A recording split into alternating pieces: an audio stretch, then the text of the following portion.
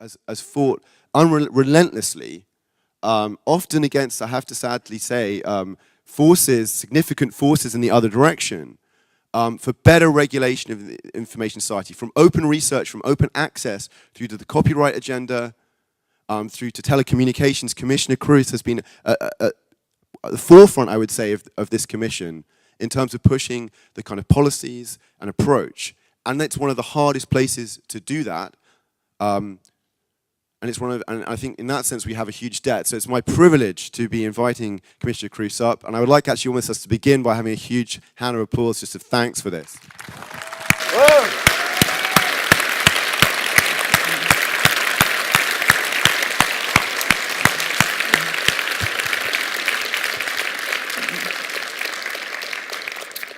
Good morning, everybody.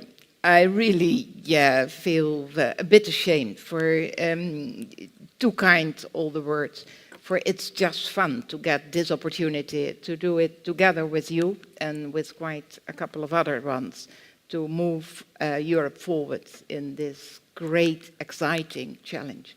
And I was just thinking, I do have two grandchildren. They are Americans, they are living in San Francisco. The eldest is 6 years old, and we are Skyping every Sunday afternoon. More fun for the grandma than for the kids, but okay. Having said that, at a certain moment, the eldest was asking me, Nene, what is your age, by the way? And I said, I'm 72. And she said, you are still alive? So I am in a hurry, and I really...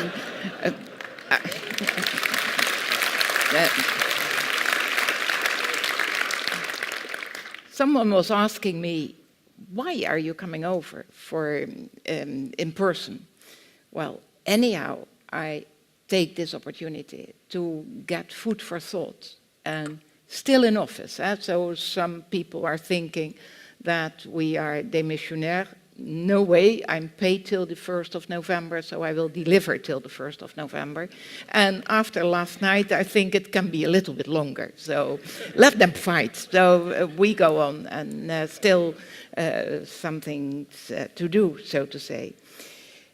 What is inspiring for me, and that is out of my heart, you have long championed openness. And it is not just for a fashionable issue, so to say. It's always attractive to get something. But you are filling in. You are just following up when you are saying it is all about openness. And that has long inspired, but not only inspired. It has informed, it has motivated me, and we are in a dialogue, and we are feeding each other. So sometimes it takes a bit longer, and certainly in Brussels, sometimes I think you need eternal life, and I don't believe in eternal life, but anyhow, you are keeping us awake, and you should go on for that. And that is not the rebellion way, for you have arguments, so you don't need to be the street fighters or whatever. It can be just pushing as a dialogue with information, openness, so to say. In previous years, I was only being able to send my regards and what have you via the video, but now I'm here, and already now I got contacts with a couple of you that I think is worthwhile to come over to Berlin. And Carl, member of my cabinet, and I were already discussing what could we do in September for such an open connection between a couple of spots in the world, and then find out what is the challenge, what is the real challenge. For we are aware that every decision takes time, no doubt about that, but we have to be aware that the technology and that the private initiatives, that the entrepreneurship is not waiting for just when we have finished. So keep us pushing and keep us going. For being in the room with you is a pleasure, but it is more than a pleasure. It is indeed food for thought. Let me start with a question, for that is not bad in an open dialogue. Why should we be open? And I think there are three compelling reasons for that. Number one, transparency. Also, seems to be a fashionable term. Transparent, who is against? But being concrete when and how transparency is at stake, and how you fill in, whether it's how your council spends your money, and rightly said, with a bit of transparency sometimes, and not on purpose. It seems to be absolutely crazy, but silos, and well, I can talk about silos. I can, even in the own family, it's quite often silos. And it's not on purpose, but let's protect our courtyard. And we are doing our utmost, you are doing your utmost. If you get out of my courtyard, you know all that type of stories. But being honest and being open means absolutely better information. And I am aware that that means better decisions, and that means better governance. So there is a step-by-step better situation. Number 2, it's fairness. It is about giving taxpayers back what they are already paid for. And that for me is quite crucial. I don't want to be in a position that when I'm walking in the street, and sometimes I'm recognized, and certainly in the country I pretend to know best, and people are asking, what are you doing with our money? It's quite a bit of money that Brussels is spending, and it's not about the amount, but what are you doing with it? From scientific results to traffic information, what could be more sensible than that? And most of all, it is about innovation. Well, who is saying it to whom? The more you share ideas, the more others can build on them. It's a new way of operating and thinking, and that is a lesson learned very early on in my mandate. I still remember when I, after my first term, got by surprise the second term, but that is another story. I went the second day with my second portfolio. I went to Madrid, I went to the campus party, and it was in the agenda of the commissioner responsible and so on. I didn't have a clue where I was. Well, I know Madrid, of course, but I didn't have a clue, campus party and so on. It was quite fascinating. It was 1,000 European youngsters, the youngest 14 years old and the eldest 30 years old, all camping in the big hall, all blue tents where one person could get for sleep, and a gathering with all big names, and I didn't have a clue, so I was asking my member of cabinet, who is that? And well, I got the information and I was getting involved. At a certain moment I was sitting in a group of youngsters and young entrepreneurs, and 2 of them, both 14-year-old, they were discussing with each other their new invention, and 14 years old. And they were swapping their ideas on a new app. And I said to one, you are crazy. You are feeding your competitor. Come on. And he looked at me, and I will never forget that face. And he said, Madam Commissioner, you are old-fashioned. And that was exactly what was at stake. I was from a generation where you protect your invention and why you try to get business out of that. And now it is sharing and joining, for the result is better. So you have both a better business, so to say. So anyhow, I think that information can long sit in dusty drawers, but it only gains value when opened up. Turning data into jobs, dust into gold. And by the way, if someone is asking me, what is your biggest worry in Europe now? It is the youth unemployment. I think it's absolutely unacceptable that in certain member states, but in all member states it's too high, but in certain member states, above 60%, the youngsters, no job. And not talking about a period no job, but never ever a job. No way that that is acceptable. In my opinion, that is really an attack on a democracy. You are talking about people of 18 or 20 years old who can't plan a family, who can't look for an apartment or whatever. So we have to act. And then, I'm always saying in the college, for example, or in a council, we do have opportunities in this area, in this new technology.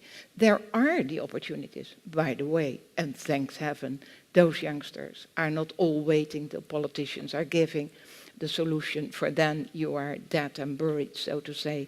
But they are taking their own initiative, they are starting their business. Absolutely fascinating what's going on here in Berlin, but also in London, in Cambridge, in Amsterdam, in Paris, and name it, but also in the southern part of Europe, in Athens, in Madrid, and name it. They are starting their own business. App developers, millions of them at the moment. And every day, already here in Berlin, 1,000 new initiatives. So it's great. I'm proud to have delivered a more open Europe. Yes, we are not there, but we have delivered openness for public administrations, step by step, and shaking up. The EU law now gives a genuine right to every European to reuse open public information. Don't accept when it is no, for it is in the law, and from any administration in any EU country at any level. So without complex licensing restrictions and without high cost, in almost all the cases, it can only ever be at marginal cost, and in the digital age, first basically means for free. Otherwise, something has gone very, very wrong. And knock on the door. The EU member states now have 1 more year to pass those rules into national law. And today, the European Commission is that are starting to get it and starting to realize that being as open as quite simply part of their function as a public body. But there is a further to go.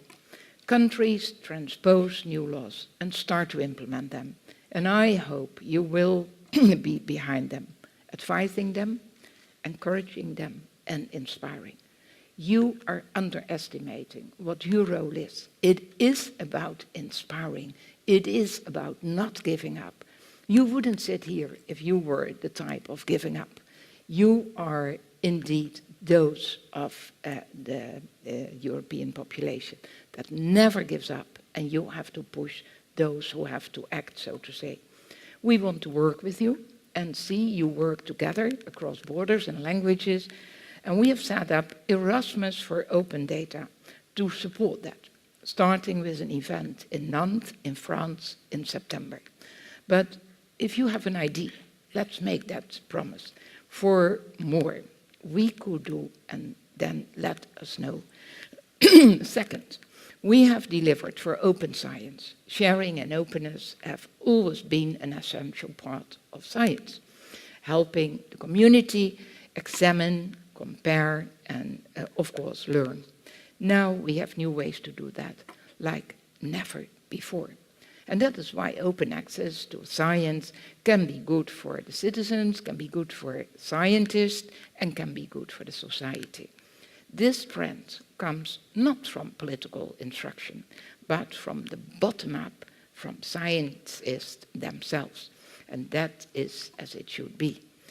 But it is a trend we can support. And I certainly am. I will support that trend till the last day. Horizon 2020 will offer 80 billion euros for research and innovation, our biggest ever investment. And every resulting publication will be openly and freshly available. Step forward. Plus, we are making big step forward, opening up more research data, and that makes also a lot of sense. Of course, ours is not the only research funding program in town.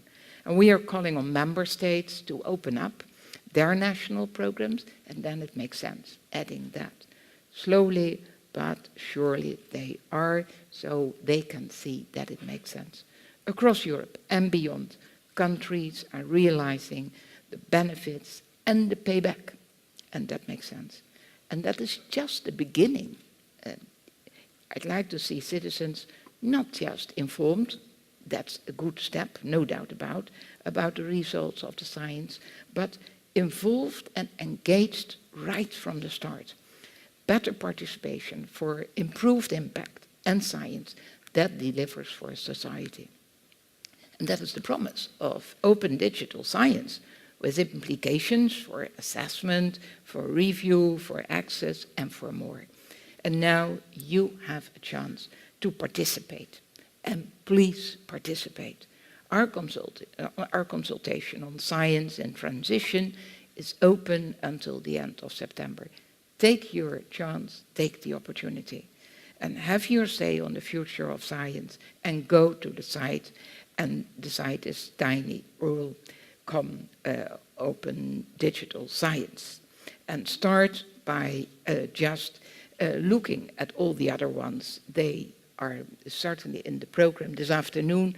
Two of my best collaborators, they will just give more information. And third, we are delivering openness for the internet itself. Absolutely for too long, the telco operator has had the right to decide what you can or can't access online and breach net neutrality. Absolutely out of date. It is former century and it's not acceptable anymore. So I've proposed new rules to safeguard the open internet, and the open internet for all. I don't want to be faced with a population, with a society of the haves and the have-nots. Everybody should have open internet. And that means, great.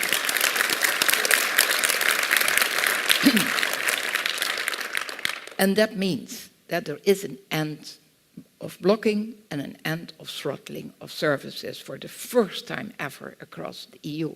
And I know for certain that you all have the experience I have now and then to be blocked during a call is absolutely irritating, to put it in a nice way. After a couple of years in Brussels, I'm getting a bit of diplomatic language, but it's not me. I sincerely hope that national governments can agree it as a priority for our connected continent and will take the decision before the end of office of Barroso II. And finally, the best investment we can make in our future is education. That too must be open. Open education. It is a crime when teachers are prevented from freely sharing open educational resources. How can you explain it that that still happens? There's so much we can achieve by making every classroom digital. Education that is not of the pack, but made to measure for every class and every child. And that is what we want to achieve through open education. That shows how copyright rules need to change, but it is just one example.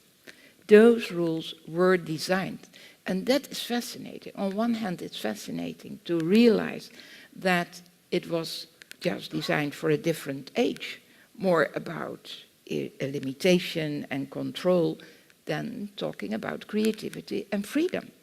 Holding back ideas, and that is what is at stake from open education. The data mining copyright needs urgent reform. I could go on about the many ways to be open. Open standards, open source. My own website, by the way, now runs on it, I'm proud to say. Open building blocks for new apps. There shall soon be 80 million available for that, euros, for that under our future internet initiative, and so on. But the point I want to make is the mainstream. The topics you are discussing are no longer abstract, just someone's hobby or just talked about in conferences and in chat rooms. Big data is used out there, changing lives, changing indeed topics of the political agenda. It isn't something scary. It isn't something that is not your cup of tea. It is every citizen, whatever age, whatever location, it is everyone's cup of tea. Data isn't a four-letter word, nor is open, by the way. It's not just a four-letter word. It's something Europe needs to embrace.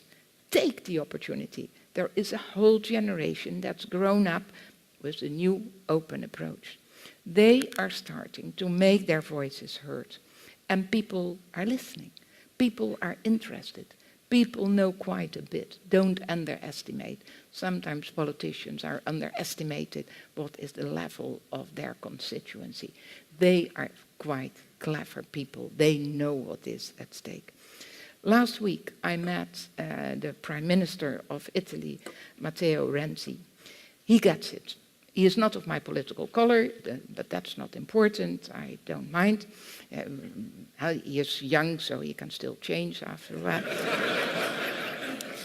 But he gets it talking about what is at stake in the digitization. He is committed to the digital agenda, and as he takes the lead, he is now the European presidency, Italy. I am quite pleased. Others, like Commission President-designated Jean-Claude Juncker, are talking about this too. He mentioned that he will be a digital president, so let's wait for, I can't judge yet if he is using all the stuff. Okay. But anyhow, you can't say that you are digital if you are not filling in and if it's only words. And that is, by the way, what is at stake, and I would like to take this opportunity. The team of Juncker is not only about a digital president and my successor, so to say. Juncker needs to take into account that the whole Commission needs to be in a different mindset. It is not anymore there is one for the digital agenda. Every commissioner needs to have that link in the opportunities and the challenges of the digitization of our society. So let's make sure that all those nice words, that they stick to it, and we need a change. We need a change of mindset. So, and I always say, age is a fixation, so that doesn't make for me an argument, but it is about what type of mindset. Every lawmaker, every public body, every vested interest who wants to push back, we need to convince them there is a better way of doing, an open way. But I can't do that alone, and I need your help. You are the best ambassadors. You are the best I can think of. I've been long inspired by the energy of this movement for open knowledge. And again, if I could make you a sir or and give you a knighthood, I would do it on the spot, but we don't have them. And I will just back all those who can. I've long been inspired. I've been inspired by the commitment of this community. Most of all, I've been inspired by your positive difference. It can make a positive difference to people's lives across Europe. It really can make a difference. And if that is at stake, why waiting? For we don't have too much time, so to say. Well, anyhow, in the couple of months that are still ahead, I'm intending to fight for those principles and what I was mentioning already. If they are paying me, then I'm delivering. And even if they are not paying me, I'm delivering, I can assure you. I know that the fight won't stop. I know you will continue to make that case and that your voice, very important one, and your message will continue to be heard. For your message is based on facts and figures. It is about giving information, and that is the level that we need. Let's show every citizen the open opportunity on offer and embrace it together. And at the end of the day, you have more than 500 million people backing your movement. Thank you. I'll ask you a few questions. Okay.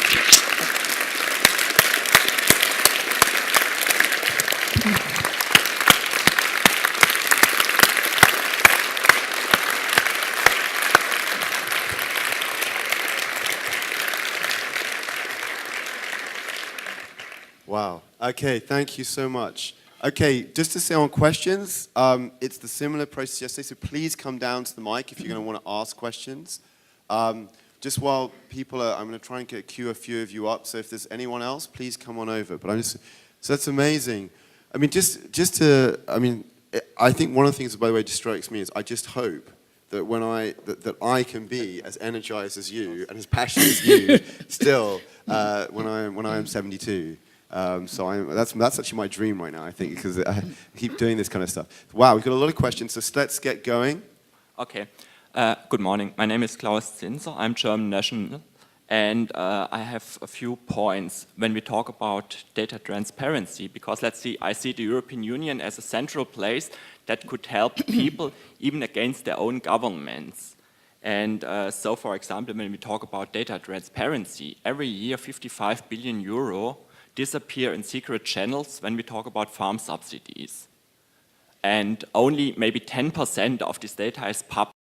Million people using. Billion euro disappear in secret channels when we talk about farm subsidies. And only maybe 10% of this data is published. So where is the open data there? And I can't believe that this is just a reason because we want to protect individuals' rights. So you could anonymize them. When we talk about enforcement of European Union laws, I personally have been, since 2009, at 15 hearing days at the UK High Court as litigant in person and trying to enforce human rights laws. Since 2010, your colleague Viviane Reding is informed about it. Nothing happened, and in 2014, in March 2014, I had a petition speech at the European Parliament at a petition commission, and then one of the MPs asked the commission representative, "Have you contacted the member state?" And she said, "No, never."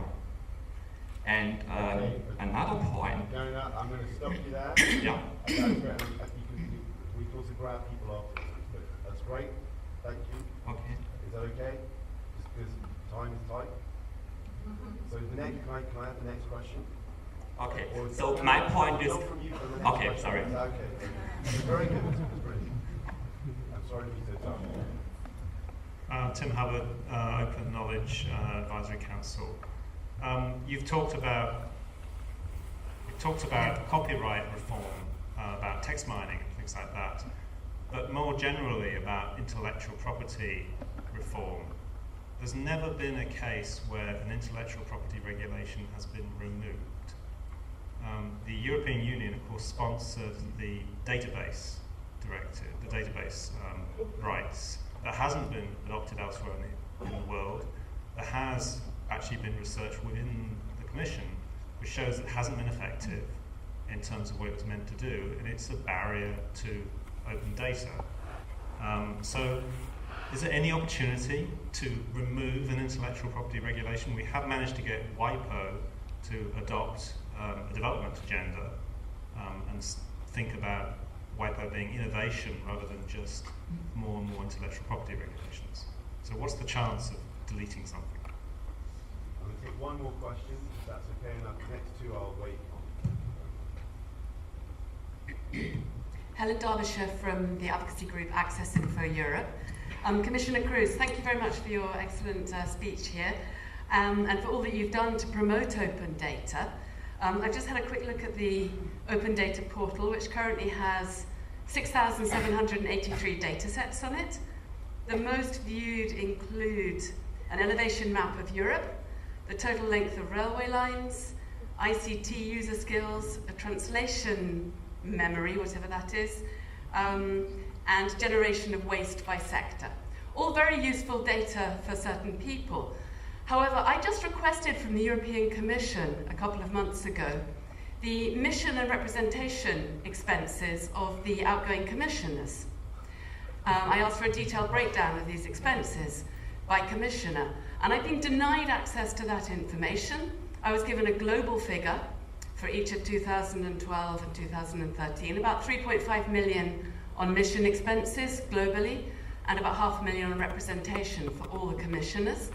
And I was told that to have any more detail would infringe the personal integrity and privacy of the commissioners. So when we're talking about open data, and I've appealed this, and it may even result in I'm working with a lawyer, it may even result in a court case. But the point is clear. The kind of information that we need in order to be able to really hold governments or the European Union accountable, in order to be able to scrutinise, as you said, how public money is being spent, is not always available on open data portals. And this is the cultural shift, the political will challenge that we face. And I just wondered, to put a specific question to you, Commissioner, whether you think in the remaining 2 months you could do anything to address this particular issue of expenses, at least for your expenses, to kind of set a standard which we hope can be followed with the outgoing Commission and the incoming Commission. Thank you.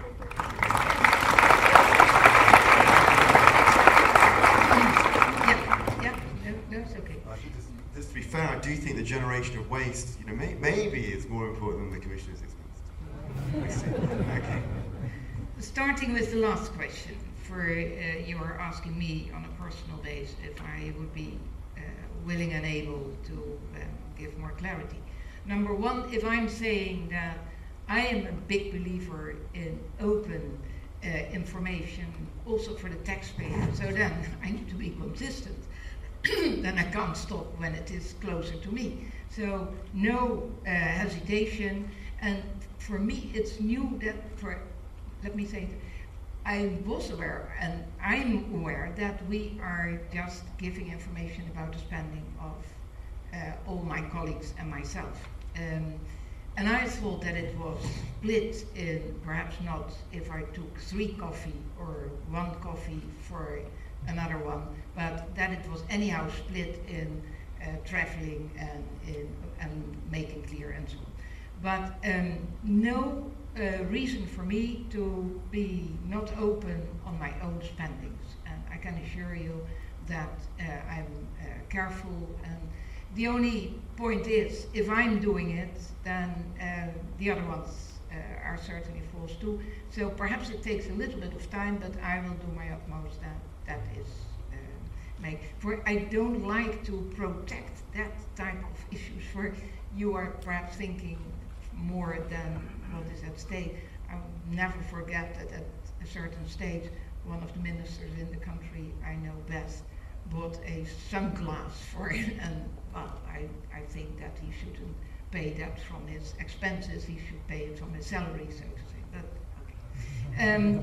So we will act, but I also agree, and I'm not saying so put this aside, but make first things first, the important things first. And I'm also surprised that there is not that much in the open information. There should be much more. Anyhow, in our field we can deliver much more. If that's not done, then that will be one of the first points we will take care of. Then the first question, data transparency. I think that we have to be open and honest in what we are pleading and what we are at the end of the day implementing. And that too often reasonings like it is security, it is taking privacy, blah, blah, blah, as an argument why you are not doing it. It should be the other way. It should be normally spoken, complete transparent, and only if there is a real reason, but then you have to be explicit why not, then it should be. By the way, we were not helped that much with the court decision. For it, it was, of course, for a lot of people to say, hippie, hooray, now you hear it from the European court. But if a judgment is not that clear that you can really implement all your own measures that has to be taken on a national level and on a European level on that judgment, then it is quite difficult to find out. And so we are not there, and we should take into account. And certainly talking about the human rights, we have a responsibility. The copyright, and I was touching upon that one during our press conference this morning, and just mentioning to you, I'm not a person that is quite easily in a mood to be frustrated, for that doesn't help. And there is one area that I'm really frustrated, and that is copyright. And I have to add a couple of sentences to that. From day one on, I mentioned, and I hope I prove, that copyright has a real function.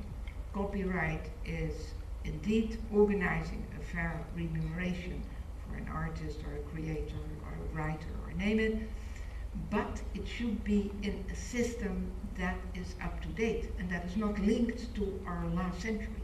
For now, and that is one of those issues that we are trying to tackle. Now, everyone in our society is nearby a creator with all those new technologies. So if my neighbor is asking me when, and I had the experiences myself at a certain moment, I was trying to start, let me use that example. I was trying to start a movement for girls that ICT can be sexy and can be attractive, but then you have to start to take the right levels of the different disciplines, for otherwise you are, when you are 16, you are too late to fill in and so on. So starting that action, there was a great clip, and I don't remember, it was with all girls in pink. Carl, could you give me a hand in what was the clip? It was from someone. Yeah, Girls in Science, but it was someone's ownership. We got permission. No, well, we got permission to use that clip, but there was a song at the back, for it was very, and we didn't. So my people were warning me: if you are using the clip with the song, then you are illegally dealing with. And I said, come on, this is crazy. For it is a clip that needs music, for it was action, all girls, and so on. But I wasn't able to use that song. And it was once in a lifetime, so to say, with that clip. Well, that are things that we have to deal with. You can't explain to normal people, so to say, that we are not able. And we are not able so far. And the white paper that was promised already years and years ago, and it's not in my portfolio, I have to mention that, but I'm involved in that whole process, and my French colleague is the main responsible commissioner to come with a proposal, but the Élysée is making calls every day. So no solution, and then I think that is really a shame. We should tackle the copyright system, for better or for worse, but we should tackle the system. So the one who was asking about copyright, and then of course also the reform regulation that you were touching upon. We have to tackle those issues and make it clear, but connect it with the development of indeed today and tomorrow, and not linked to what is at stake from yesterday. I have to say, I'm feeling and I feel now really terrible, which is I think we may be out of time for you. Is that right, Carl? I think we are out of time, so you have to now go to, I think, even more, go to the Chancery or whatever. I just want to, so I don't want to kind of hold you up from that, particularly given what a radical you are. I want you in there fighting for these things. So I just want to, So I just want to say though, I would like everyone. This has been an incredible privilege, and I think also there's a huge thanks for everything you've been doing.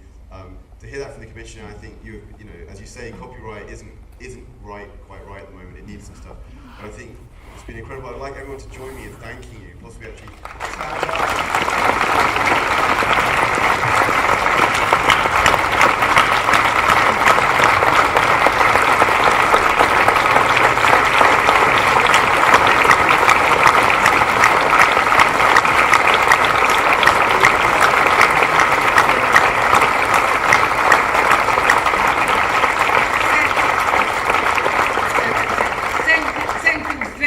But it's even more important, and of course I'm flattered, but it's even more important that we do it together and won't give up.